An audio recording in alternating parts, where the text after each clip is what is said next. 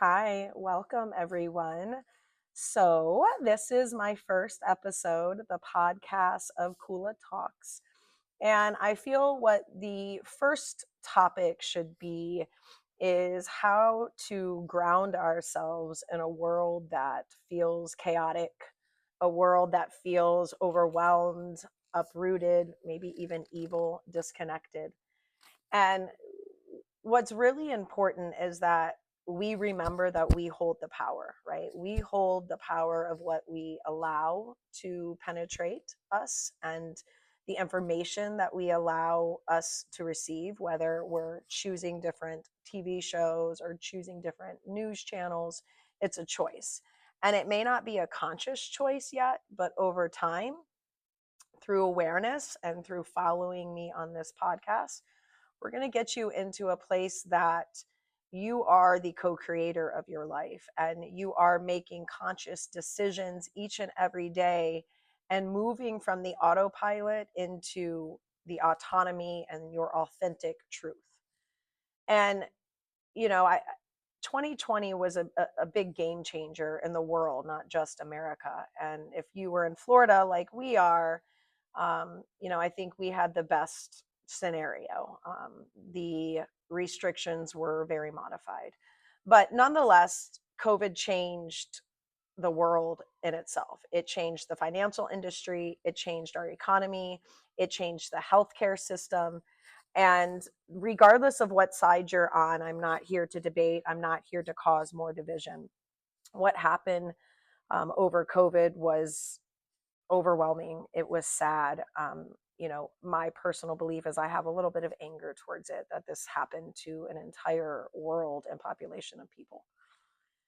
However, what it did bring is a thinning of the veil or exposure of the corrupt government, the corrupt corporations, the corrupt healthcare system that at least America is dealing with. And regardless if you're fully trusting of your healthcare system and government or you're completely on the other side, one thing I think we can all agree on is that we need to start asking questions and we need to stop trusting other people to be in control of our decisions in our life. And that goes down to where we put our money in our banks.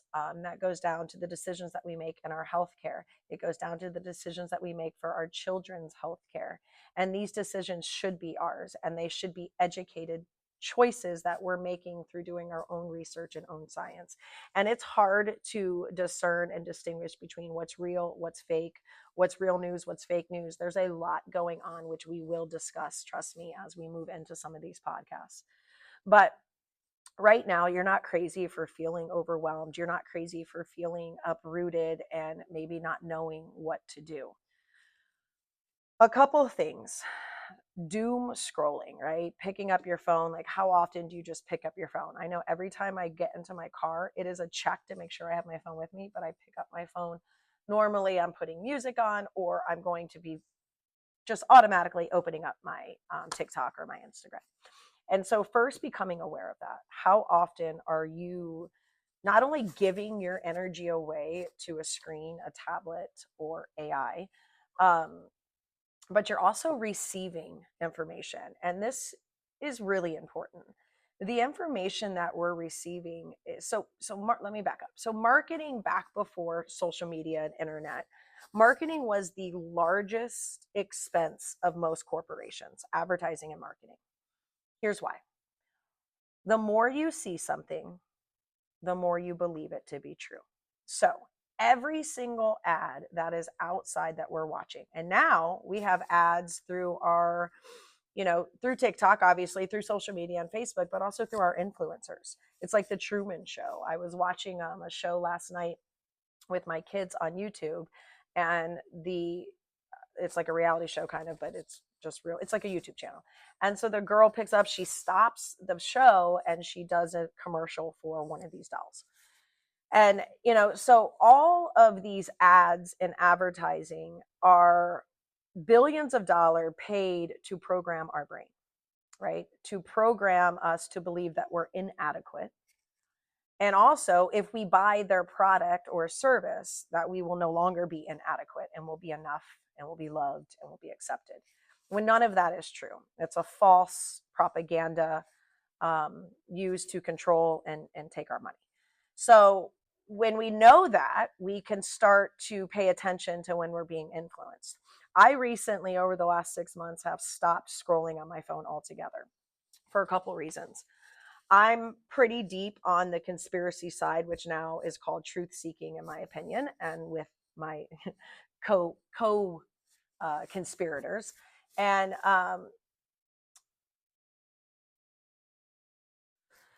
so I stopped scrolling because, for one, it's a waste of time and a waste of energy. Yes, there's information that you receive, but be careful about the information that you're receiving. And so what I've realized is, through my scrolling, my algorithms were just strengthening my beliefs.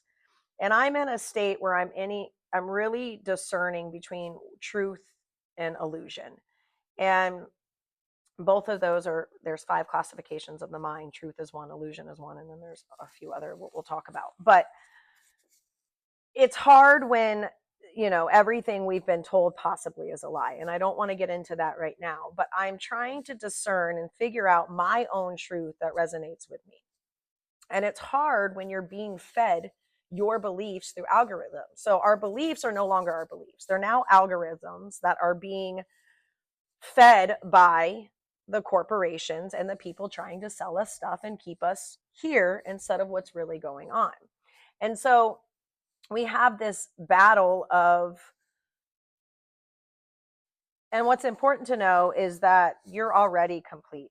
You're already lovable. You're already enough without any external stuff. God made us complete and whole when we were born. And the job of the marketing and the advertising department is to make us believe by putting it in our face as often as you can. The more you see something, the more you believe it to be true. That is a universal truth, and they know that. So tapping into doom scrolling, tapping into what type of energy am I allowing in? I noticed recently I've completely got off of social media as far as scrolling mindlessly. And I've realized that the algorithms have become my belief. I'm in this big kind of experimental place of discerning what's truth and what's not. I feel like everything that's been told to us is pretty much a lie. And so I'm trying to discern what's real and what's not. And it's hard. It's hard to figure it out when you have things coming to you, just strengthening your belief, and you're not seeing the other side. So that's extremely important to pay attention to. And furthermore, how attached are you to your beliefs, right? We have a whole last 5 years of families falling apart, relationships falling apart, best friends not speaking over what? Difference of an opinion. So if that is one of you and you no longer talk to somebody because they believed you should have got the COVID shot and you didn't, or they believe Trump is doing right and you don't, think about that. None of that matters when it comes to a friendship and a relationship. And if you're judging somebody for something they believe, you've got to look in the mirror. We have got to stop projecting and blaming and pushing our shit onto other people. We have to start looking in the mirror. The world cannot change unless we focus on our own self. Be the change you wish the world to be. Gandhi said that. And that means checking in with your own actions, your own truth, your own words. I know I can be reactive and I can be vicious with my mouth. And when I am, there's an immediate apology coming afterwards, because I don't want to default to that shitty, fearful person. I want to keep continuing tapping into my higher self, tapping into God, and working through malevolent qualities, and reducing the malevolent qualities. So malevolent qualities are compassion, joy, love, gratitude. Malevolent is fear, anger, hate, judgment. Those bring you down. Malevolent bring you up. And so it's important as human beings to take back our control and our right and make the choices to be the best person that we can be. So the more that we give them power, turning on the television, listening to the radio, scrolling social media, buying stuff on Amazon, this is feeding them. And it's basically ignoring your soul or starving your soul. And guess what? A universal truth: whatever you feed in this world grows, whatever you starve dies. it's important that we remember our own power. And it's important that we remember we can control our thoughts. And through awareness, when those thoughts creep in that are fearful or attaching or creating stress and anxiety, pay attention to it and replace it with a good thought. Right? We're our own biggest critic. We talk so shitty to ourselves. We would never speak to our best friend the way that we speak to ourselves. And so that's important. When you're in yoga class or you're just in through life and you're starting to talk down to yourself, pay attention to that. Be your biggest cheerleader, because no one else out there is there for you. You are the one that's never, ever going to leave your side, right? At the end of it all, at the big let go, it's you. So take back your control. And so now I want to give a couple tools how to do that. And it's very simple, although it's complex. So the two tools I'll come back to through and through and through: breath and stillness. You know, so Buddha's message is about attachment. There's no religious aspect to Buddha. He basically says the more suffering you have, the more attachment you have, is the more suffering you will endure. So we are attached to being validated. We are attached to being loved. We are attached to the way that we look. We are attached to our relationships if we're codependent. We are attached to our mother and our father. We are attached to our children. We are attached to the mask and the roles that we play as a mother, as a yoga teacher. There is an attachment. And so the more you can pay attention to how attached you are, what happens? The opposite will start to happen. You'll start to loosen that attachment. The less attached, the less suffering. The more attached, the more suffering. The more you need to be heard, the more you need to be validated, the more suffering you're going to have. Try closing your mouth. Try closing your eyes. We have 2 ears, 1 mouth, but we talk so much. Quiet. Listen more. Okay? So close your eyes. I suggest 10 minutes in the morning, 10 minutes at night. Make it. It's 20 minutes out of 24 hours. It's not a lot of time. You're going to sit down. You're going to create a nice, happy space. Maybe it's in your bed. Maybe it's on the floor of your room. It doesn't have to be anything fancy. And you're going to start to breathe in and out of your nose. So our natural breath, we inhale through the belly. If you ever watch a newborn breathe, I encourage you, go do it. Their belly inhales. It inflates. It pushes up as you inhale. And as it exhale, it deflates. It goes down. Somewhere along, as adults, when we inhale, we suck in. So we have to switch that. We keep our breath into our chest. We use about 10% of our lung capacity. Another thing is we have, out of our personality, 10% is conscious. It's like the glaciers, right? They're 10% above water, 90% underwater. So who we are is 10% conscious, we're aware of. 90% is in the subtle body, the subconscious. It's reactiveness, it's patterns, it's generational implications put onto us. You know, we don't listen as kids, we model. So whoever our parents were, we usually become them. And then we go through a whole adult journey of dealing with that and maybe therapy for that trauma. Trauma is thrown around a lot, but everybody has trauma, and you shouldn't dismiss someone's trauma or your own trauma because it's not as bad as someone else. We're not here to compete, compare. We're here to focus on ourselves and to hold space and compassion for everyone else. So with that being said, 10% chest, we want to move down into the belly. We breathe in and out of the nose because we can control the breath.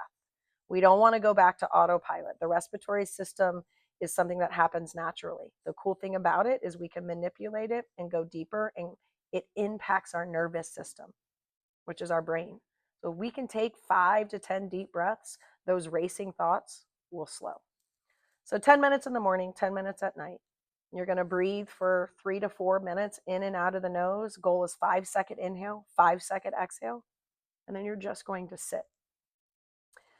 I suggest lying down in the beginning, and then your first practice is try not to move your body even once. Don't crack your fingers, don't scratch, don't itch, don't wipe your hair, don't move, don't do anything. The thought in your head is going to come. Your whole body is going to itch the moment you say, I can't move. Observe it.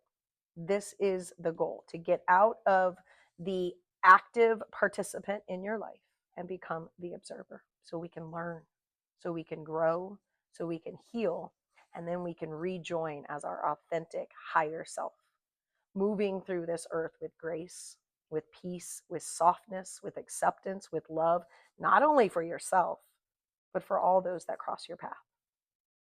So I'm going to demonstrate what the breath will look like, and then we will move on. So you're going to sit up or lie down, either one. Traditionally, breath and meditation is done seated, but it takes some engagement in the core and it takes some practice. So you're going to close your eyes, press the shoulders down from the ears. Try not to slouch, so sit up tall.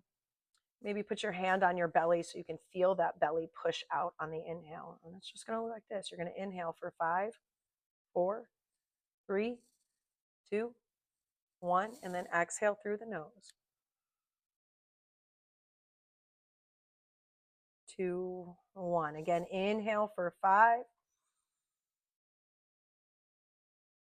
And 1, exhale for 5, 4, 3, 2, 1. Again, deep breath in and out. So you're going to continue doing that for 10 minutes and just see what shows up. Have a pen and paper next to you so when you come out, you can do a little journal. Just get the thoughts that are in here out. That's a huge step of being able to control and manipulate the thoughts into being not chaotic, right? Into being focused. So right before meditation, we concentrate. So the concentration is just observing, witnessing the thoughts without getting entangled in them. Another option is to focus on the breath. Breathe in. I breathe in. Breathe out. I breathe out. Keep redirecting to that so the thoughts cannot start going into its autopilot. So I hope this helps. If it does, give me a like, give me a follow. Any comments in the video, let me know if there's anything that I can assist you with or anything you want me to talk about. I look forward to hearing from you. Namaste.